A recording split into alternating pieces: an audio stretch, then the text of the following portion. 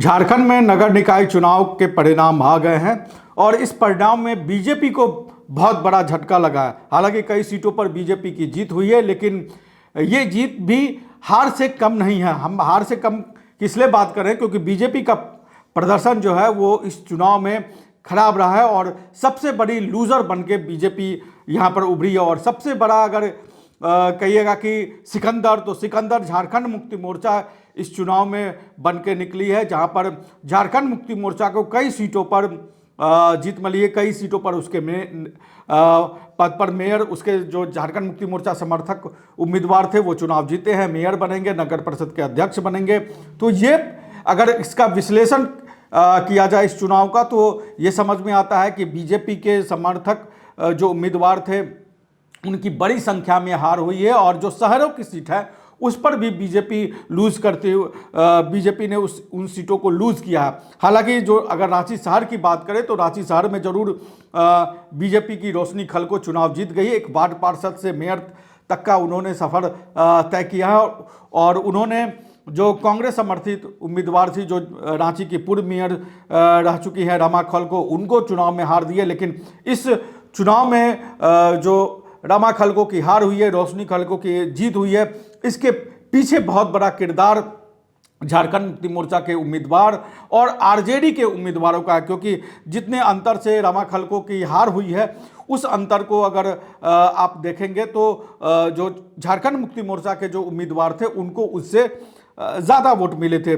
जैसे रमा खलको को 14,363 से ज़्यादा वोटों से रोशनी खलको ने हराया। लेकिन वहीं पर जो झारखंड मुक्ति मोर्चा के समर्थक उम्मीदवार थे सुजीत विजय आनंद कुजूर, उनको 19,305 वोट मिले। यानी कि जो जीत का अंतर है उससे ज़्यादा वोट झारखंड मुक्ति मोर्चा के उम्मीदवार को ले। यही नहीं, यहाँ पर आरजेडी ने भी अपने समर्थित उम्मीदवार खड़े कर दिए थे और उसका सीधा नुकसान जो है वो रमा खलको को हुआ और वो चुनाव हार गए। तो गठबंधन में जो वोटों का बिखराव हुआ उसका सीधा असर रांची में देखने को मिला, जहां पर कांग्रेस समर्थित उम्मीदवार की हार हुई और बीजेपी समर्थित उम्मीदवार वहां चुनाव जीत गई।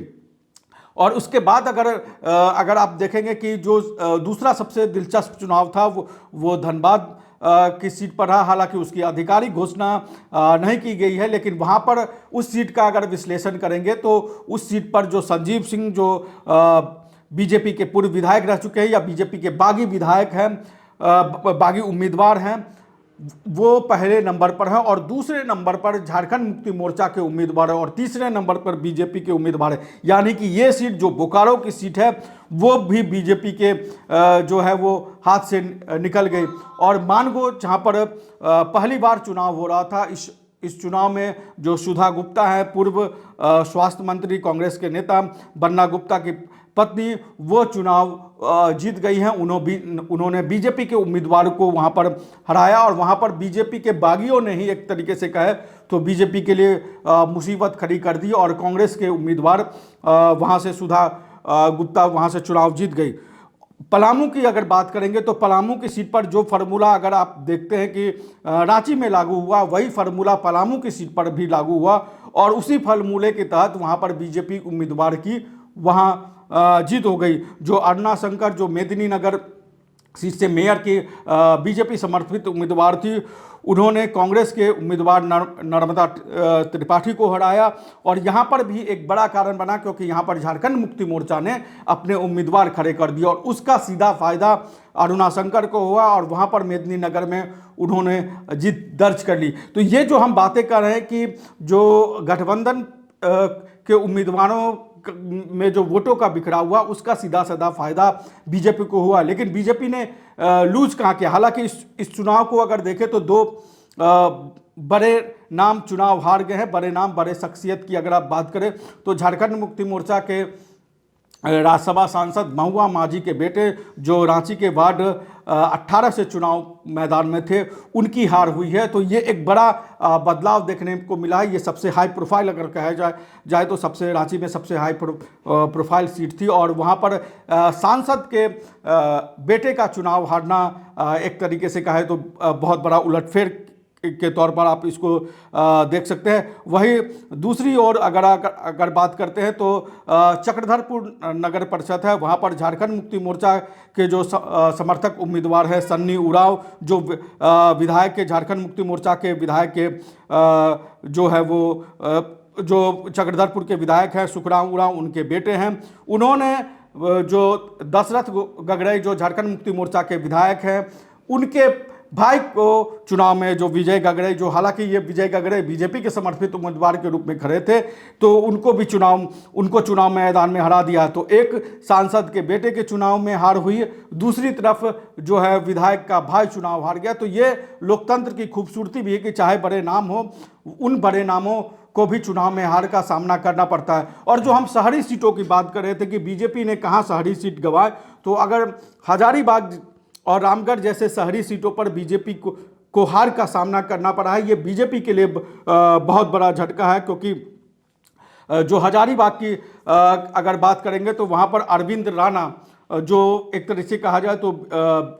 बीजेपी के बागी उम्मीदवार थे, पत्रकार हालांकि थे, उन्होंने चुनाव जीत लिया है। वहाँ पर बीजेपी के उम्मीदवार की चुनाव में हार हुई है। और दूसरी जो बात हम रामगढ़ की कर रहे थे, तो वहाँ पर रामगढ़ में जो है वो कुसुमलता कुमारी जो कांग्रेस समर्थित उम्मीदवार थी, उन्होंने बीजेपी समर्थित उम्मीदवार प्रिया कुमारी को 11,000 से ज़्यादा वोटों से हरा दिया। जो माफ़ करिएगा 6,492 वोटों से हरा दिया। अध्यक्ष पद पर आसू के जो वहाँ पर उम्मीदवार थी रेणु देवी, उनको सिर्फ 9,401 वोट मिले। वहीं जेएलकेएम के जो उम्मीदवार थी अनीता कुमारी, उनको 8,232 वोट मिले।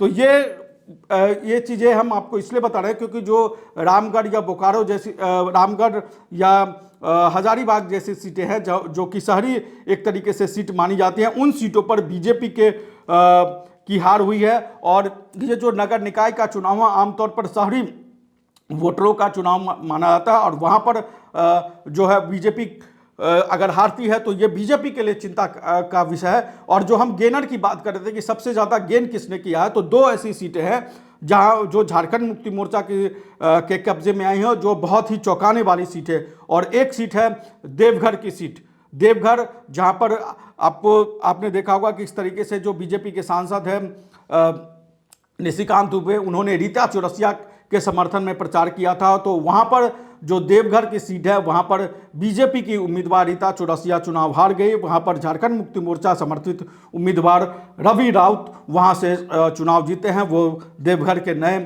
मेयर होंगे। और ये जो देवघर की सीट पर जिस तरीके से झारखंड मुक्ति मोर्चा की जीत हुई है, ये बहुत बड़े राजनीतिक बदलाव के संकेत दे रहे हैं। वहीं देवघर के बगल की सीट अगर बात करें तो गिरिडीह में भी बीजेपी के जो समर्थित उम्मीदवार थे उनकी हार हुई है। और उनकी जगह जो है वो प्रमीला मेहता जो झारखंड मुक्ति मोर्चा के समर्थित उम्मीदवार थी, उनकी वहां पर जीत हुई है। तो इन दो सीटों पर जो है वो जो जिस तरीके से बीजेपी की हार हुई है, उसमें यूजीसी फैक्टर एक बहुत बड़ा कारण बताया जा रहा है कि इन सीटों पर जो देवघर की सीट है, जो गिरिडीह की सीट है, यहाँ पर यूजीसी को लेकर जो विवाद हुआ था वो विवाद काम आया और सवर्ण वोटों की नाराजगी का खामियाजा बीजेपी को भुगतना पड़ा है। और बीजेपी यहाँ पर शहरी सीट बीजेपी ने गंवा दिया। तो ये एक आश्चर्यजनक पहलू है जहाँ पर कि जो शहरी सीट है वो किस तरीके से बीजेपी लूज की है। और बीजेपी के लिए, झारखंड बीजेपी के लिए ये एक सोचने की ज़रूरत है। हालांकि कुछ सीटों पर जैसे आदित्यपुर सीट पर संजीव सरदार जो बीजेपी के समर्थित उम्मीदवार थे, उनकी जीत हुई है। बीजेपी के पूर्व मेयर हैं विनोद श्रीवास्तव के काम का वहाँ पर संजय सरदार को फायदा हुआ है और उनकी जीत हुई है। तो आदित्यपुर जैसी शहरी सीट पर बीजेपी ने जरूर कब्जा जमाया है।